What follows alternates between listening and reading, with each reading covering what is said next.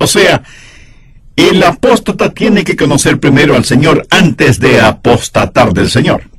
Una persona perdida es eso, una persona perdida. Pero no es apóstata porque nunca conoció al Señor. La persona apóstata es una persona salvada, pero que está fuera de la comunión con Dios. Así que bien pudiera ser que este mensaje sea para usted. No lo sé, pero Dios lo sabe. A esta clase de personas se refiere Proverbios 14:14, al decir: de sus caminos será hastiado el necio de corazón, pero el hombre de bien estará contento del suyo. Al preparar este mensaje, de rodillas tuve que preguntarle al Señor: querido Jesús, ¿te amo con todo el corazón? ¿Tengo en mi vida algún pecado no confesado y no arrepentido? Amiga, amigo, yo sería totalmente un necio trayendo este mensaje sobre los apóstatas y ser uno de ellos. Para entender mejor este proverbio, busquemos una ilustración bíblica que clarifique el asunto. Busque 2 de Samuel. Y lo que buscamos está en los capítulos 11 y 12. Estamos hablando de un episodio en la vida de David, cuando él se volvió un apóstata. Debo admitir que yo siento una especial admiración por David, y lo conozco por medio de las páginas de la Biblia. Creo que fue un hombre muy especial. La Biblia lo identifica como un hombre conforme al corazón de Dios. En la Biblia leo que David mató a un león, luego mató a un oso, y más tarde venció al gigante Goliat. Su vida estuvo marcada por el coraje, la osadía y cosas increíbles por Dios. Además fue un hombre muy talentoso, buen administrador y organizador, músico y poeta, un hombre que conocía a Dios. Probablemente fue uno de los hombres más talentosos que Dios puso sobre la tierra. David, el rey de Israel, es un prototipo, una ilustración del Señor Jesucristo. Ahora, después de que él fue ungido rey, supo que tenía que regresar a seguir cuidando las ovejas. Muy pocos hombres en la Biblia han mostrado la genuina humildad que mostró David. De paso, permítame decir que la genuina humildad es una de las marcas de un gran hombre. ¿Qué hombre más humilde y más noble fue David? Sin embargo, gratuitamente, tuvo un formidable enemigo, el rey Saúl, quien varias veces trató de quitarle la vida. Y cuando David tuvo una clarísima oportunidad para matarlo, no quiso hacerlo porque dijo: no pondré mis manos sobre el ungido de Dios. Difícil es encontrar más nobleza en un hombre, tal como la que David poseía. Pero escúcheme, David se volvió un apóstata. Si yo estuviera escribiendo la biografía de David, a lo mejor estaría tentado a no mencionar este aspecto de la vida de David. Una de las grandes demostraciones de la inspiración de la Biblia es que lo dice todo, porque Dios mantiene un registro de todo. Leí que el lema de un periódico era: si no quiere que todo el mundo lo sepa, no lo haga. Bueno, con David sucedió, y eso fue registrado. Y cuando la Biblia pinta una fotografía, la muestra con arrugas y todo.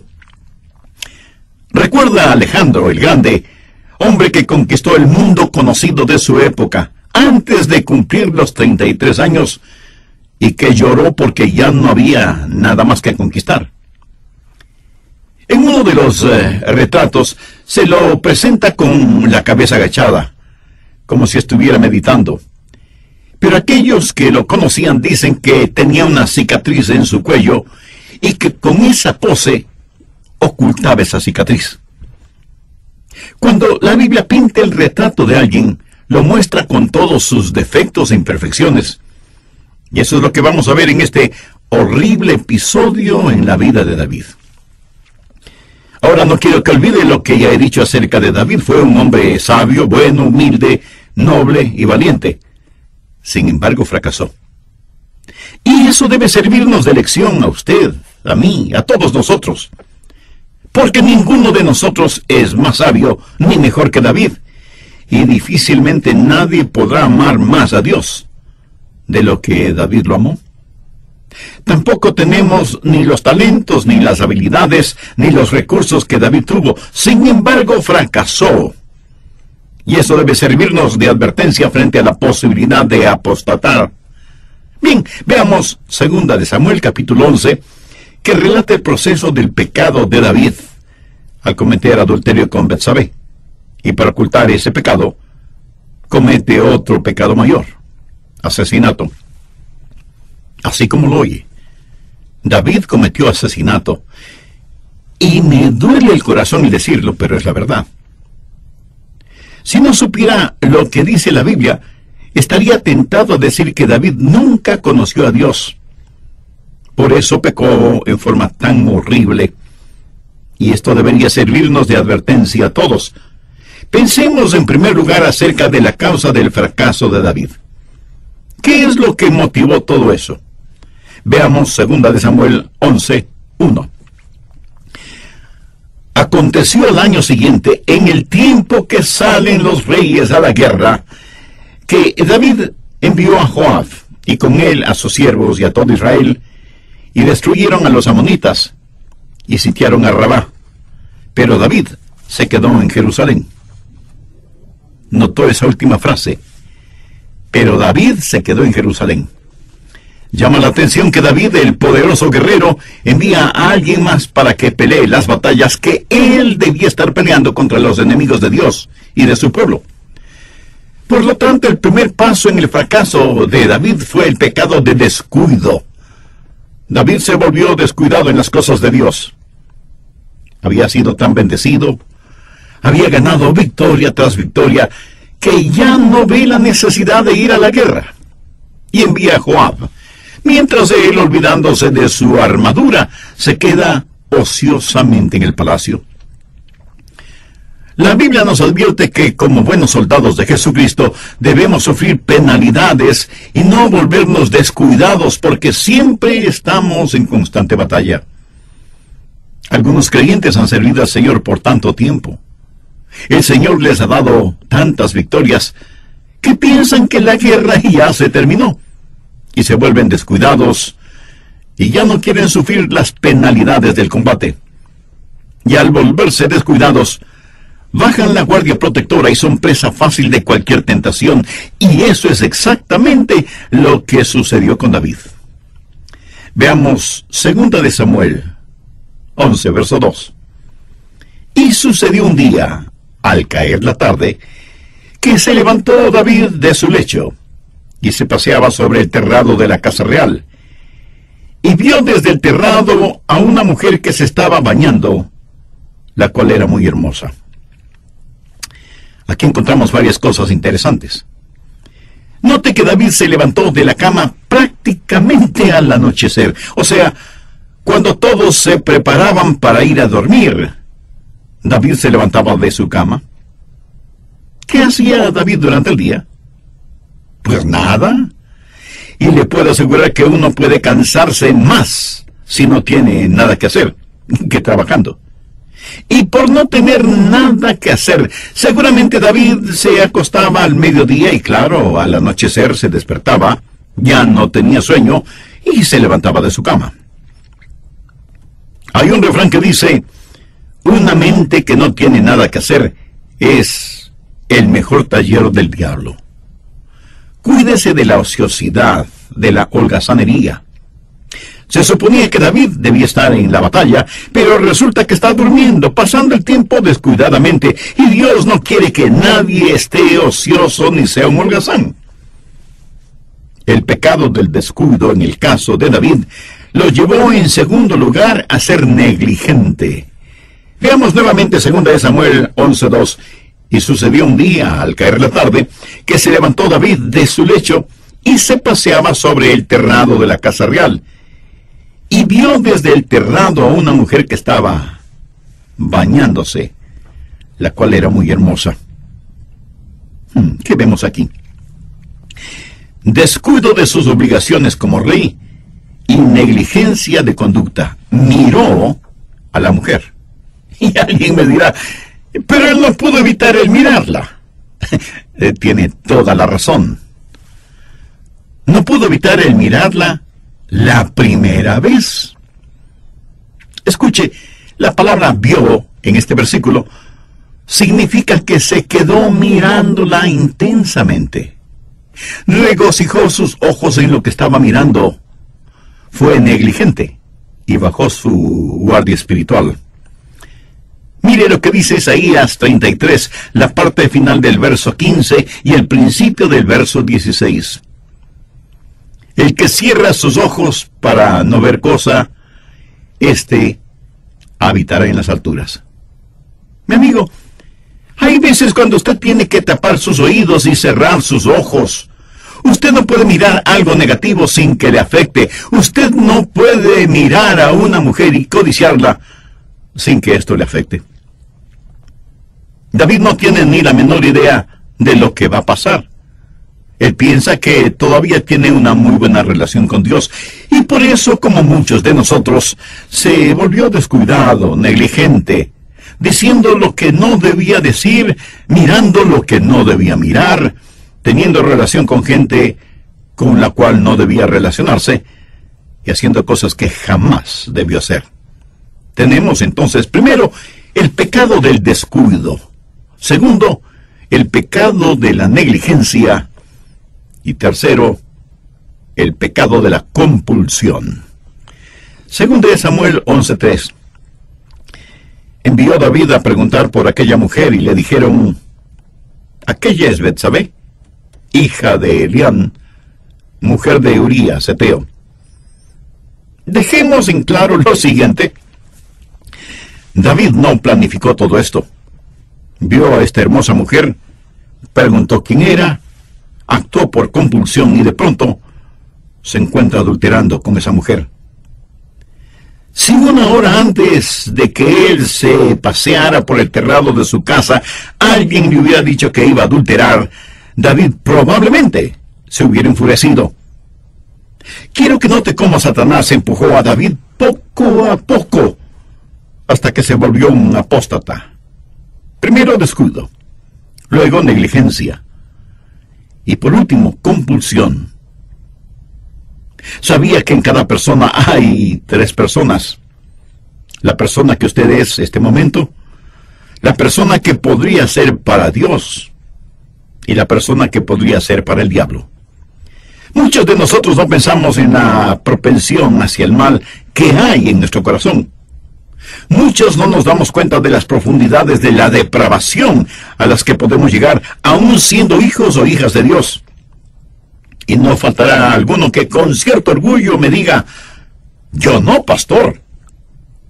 Permítame hacerle una pregunta. ¿Es usted mejor que David?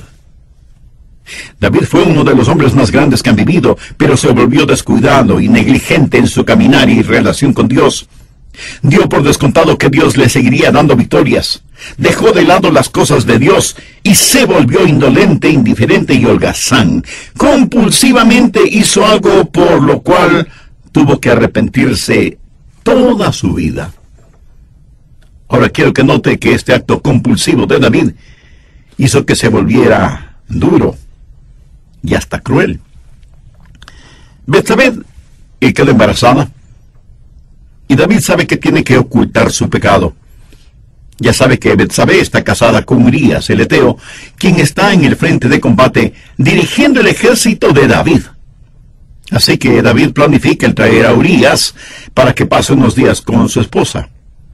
Así, cuando la preñez de ella ya sea notable, nadie pensaría nada malo de Betsabé, quien, siendo esposa de Urías, estaba embarazada.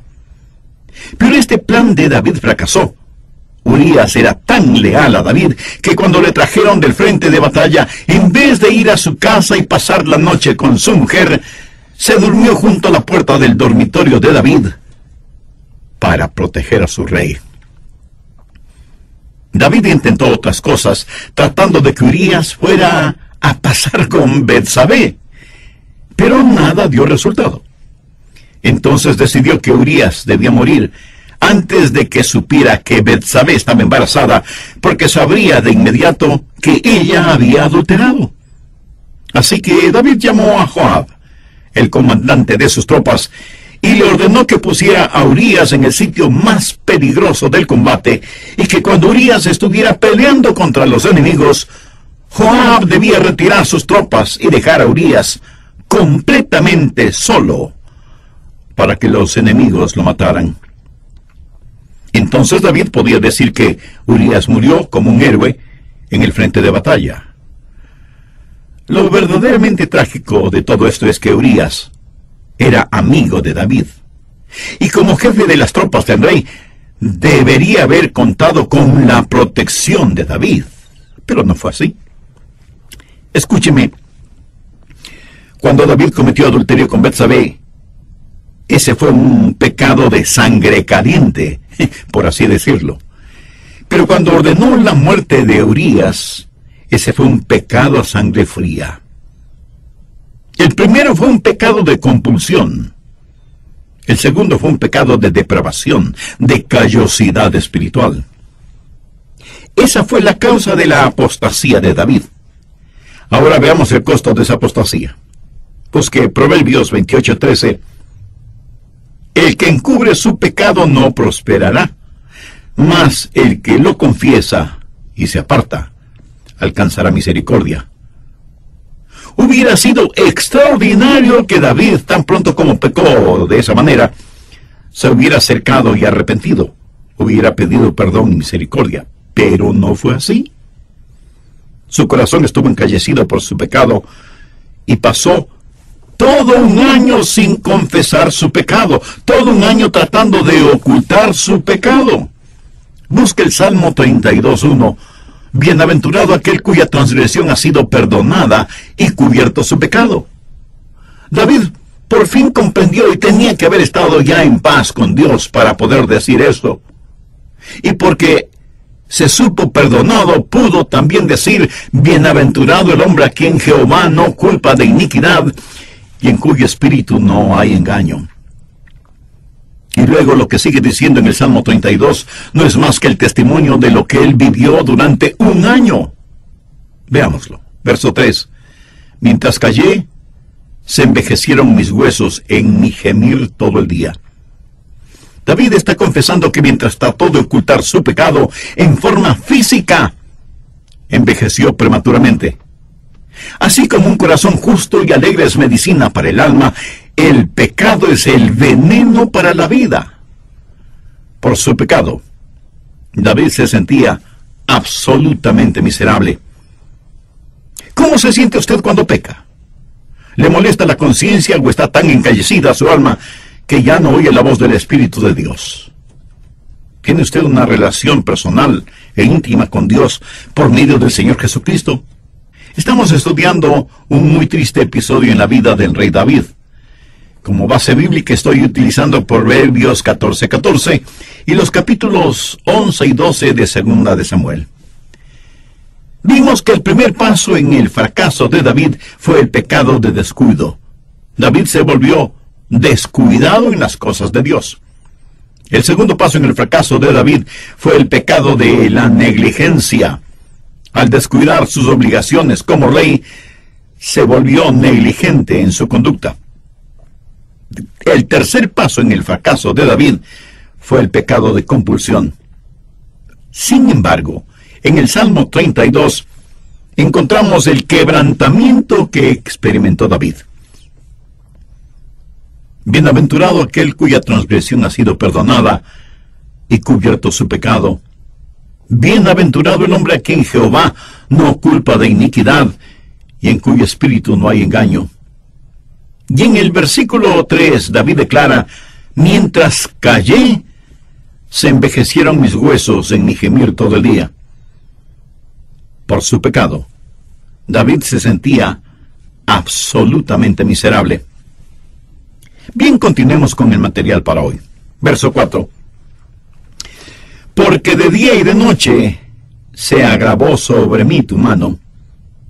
David reconoce que Dios lo tuvo en su puño. Lo puso bajo profunda convicción. Permítame decirle que si usted se ríe y no le da importancia a su apostasía, es porque nunca ha sido salvo. David dice, se volvió mi verdor en sequedad de verano, sabe lo que eso significa. Que él se sentía árido y seco espiritualmente. Se sentía como reseca arena del desierto, en urgente necesidad de un oasis. Y aunque muchas veces los apóstatas se ríen de su apostasía, David no lo hizo, porque para él todo este asunto fue verdaderamente serio. Si usted está bien y en paz con Dios, ha sido salvado y es hijo o hija de Dios, nacido de nuevo, usted no puede vivir alejado de Dios. Dios no abandonó a David, a pesar de su pecado. Por un año David había tratado de ser más listo que Dios, y lo único que consiguió fue envejecer prematuramente. Pero cuando sintió la disciplinadora mano de Dios sobre él, y sintió la aridez interna de su alma, supo que ya no tenía comunión con Dios. Por lo tanto, se sintió el hombre más miserable sobre la faz de la tierra. Era un hombre salvado, pero sin la comunión con Dios. Ese fue el costo de la apostasía de David. Terrible precio a pagar por unos instantes de placer sexual. Ahora quiero que veamos la crisis en la apostasía de David. Dios provocó una crisis en la vida de David y lo hará también en su vida. Si usted es un hijo o una hija de Dios, 4 cosas le sucedieron a David y que pueden sucederle a usted también. Primero, convicción. El Santo Espíritu de Dios habló y trajo convicción al corazón de David. ¿Alguna vez usted ha sentido esa clase de convicción? Dios puso su mano sobre los hombros de David y le hizo sentir convicción por su pecado. Ahora, el momento que Dios pone esa convicción en nosotros, si somos sabios, confesaremos nuestro pecado delante de Dios. Mire lo que dice 1 Corintios 11, en paráfrasis mía. Si nos juzgamos a nosotros mismos, no seremos juzgados por los demás. Si ustedes son padres y tienen o tuvieron hijos, sabe que a veces fue necesario disciplinarles físicamente a fin de corregir en ellos algún mal hábito.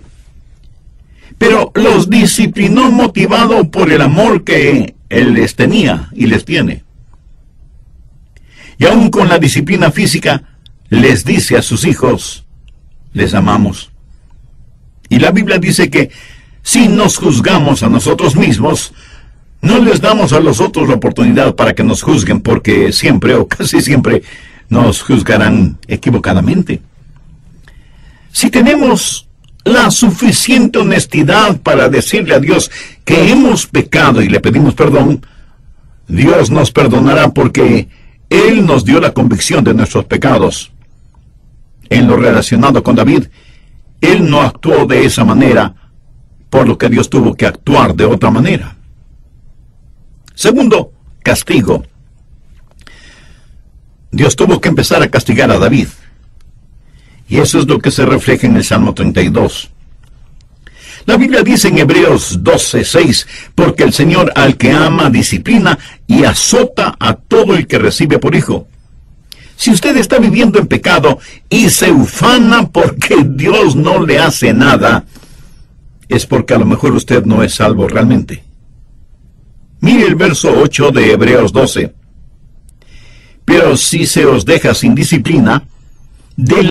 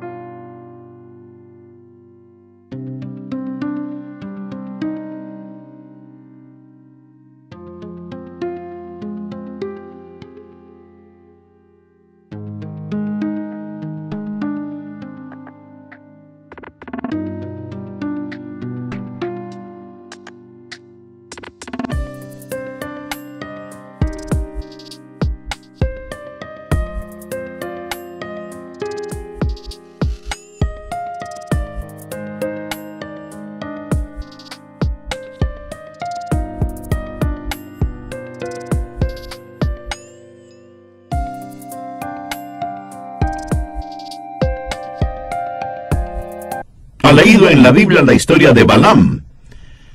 Fue un profeta que no hizo la voluntad de Dios y estaba montado en su asno.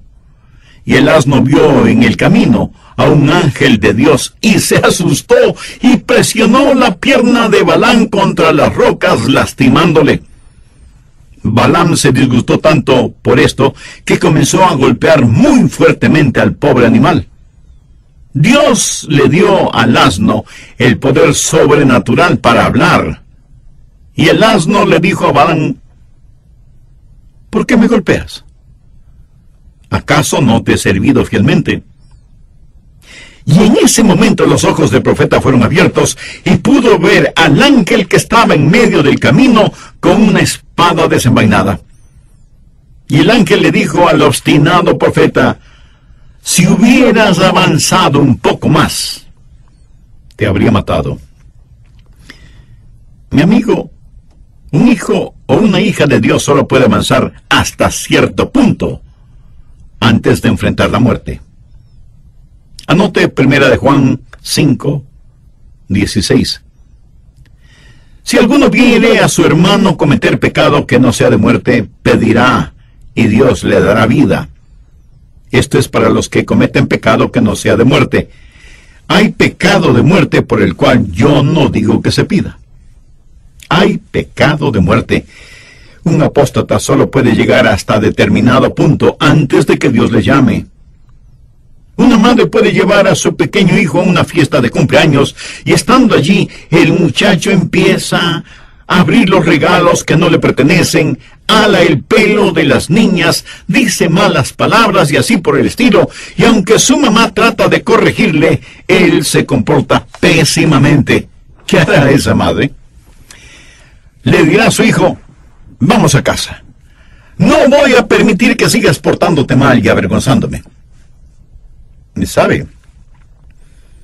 Eso es exactamente lo que Dios hará con algunos de sus hijos o hijas. Dios dirá: se te acabó la fiesta, vamos a casa. No voy a permitir que te sigas portando mal. Y usted tendrá que responder por su comportamiento cuando esté frente al tribunal de Cristo. La Biblia dice que hay un pecado de muerte. David no llegó hasta ese punto porque él confesó su pecado. Si no lo hubiera hecho así, hubiera muerto tal y como el profeta se lo había dicho. Usted dice que es un hijo o una hija de Dios. Dice que es salvo y nacido de nuevo. Pero si usted vive habitualmente pecando, entonces usted es un apóstata. Y si no recibe ninguna disciplina por parte de Dios, entonces ni siquiera es salvo. Y por lo tanto su destino eterno será la condenación. Y alguien me dirá: Pastor Rogers, eso suena bastante fuerte. Mi amigo, quiero que sea fuerte, porque tengo la impresión de que las iglesias están llenas de paganos bautizados que nunca han nacido de nuevo, pero que creen que van rumbo al cielo. A quien el Padre ama, lo disciplina y azota. Y esto no es un invento mío. Dios lo dice así en su palabra. Hace algún tiempo atrás, mi esposa y yo estuvimos en una conferencia en la Florida. Como estuvimos en 2 sesiones diferentes, ella me invitó para que escuchara al predicador. Extraordinario predicador. Sin embargo, cayó en el mismo pecado que David. Y algunos pastores nos reunimos para orar por él y con él. Sin embargo, él se obstinó en su pecado y endureció su corazón a la voz de Dios. Y presentimos que algo iba a suceder con él.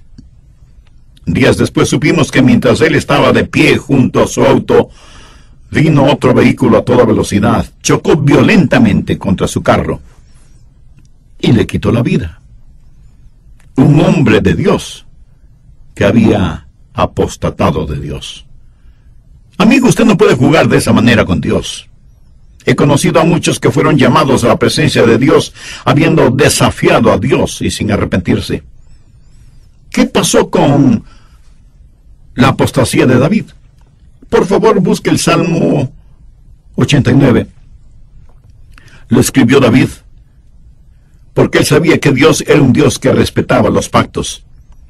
En este salmo, David habla de la manera en que Dios trata a aquellos que le aman. Desde el verso 30. Si dejaren sus hijos mi ley, y no anduvieren en mis estatutos, si profanaren mis juicios, y no guardaren mis mandamientos, entonces castigaré con vara su rebelión, y con azotes sus iniquidades. Ahora ponga atención a lo que dice desde el verso 33. Mas no quitaré de él mi misericordia, ni falsearé mi verdad. No olvidaré mi pacto, ni mudaré lo que ha salido de mis labios. Una vez he jurado por mi santidad, y no mentiré a David. Está hablando del pacto que Dios hizo con David y sus descendientes, que heredarían la tierra. Permítame decirle que Dios hace un pacto mucho más grande con sus hijos cuando ponemos nuestra fe en el Señor Jesucristo. Y si desobedecemos, nos volvemos contra su ley. Si apostatamos, Dios nos hará sentir su vara disciplinaria, y hasta es posible que vayamos rumbo a la eternidad, más pronto de lo que esperábamos. Pero cuán bueno es saber que si confesamos nuestros pecados, Él es fiel y justo para perdonar nuestros pecados y limpiarnos de toda maldad. Permítame terminar contándoles una historia verídica. Hace muchos años, un joven príncipe de la India le regaló a la reina Victoria de Inglaterra lo más valioso que él tenía: el diamante Koh-i-Noor, que es probablemente el más famoso diamante en la historia. Tenía el tamaño de un puño de un hombre con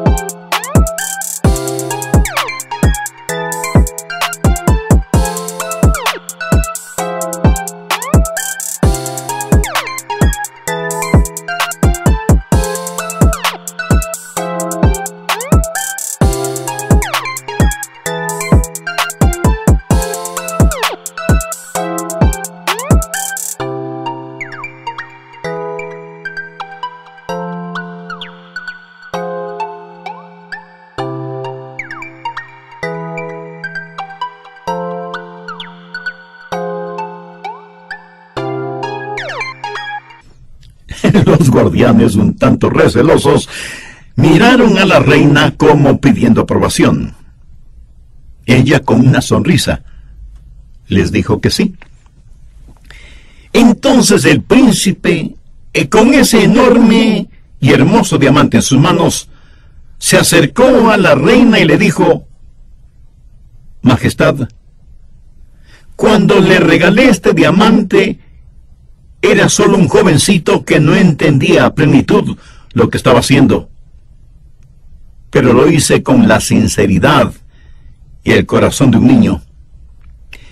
Pero ahora que soy un hombre, sabiendo completamente el significado de lo que estoy haciendo, vuelvo a dárselo como mi tributo de admiración y respeto. Qué cosa más hermosa. Yo creo que muchos entregan su corazón a Cristo siendo niños. Son sinceros en eso. Pero me pregunto si no habrá entre nosotros quien le gustaría decir: Señor Jesús, a lo mejor estoy tratando mi relación contigo muy a la ligera, de forma muy casual. A lo mejor doy por sentado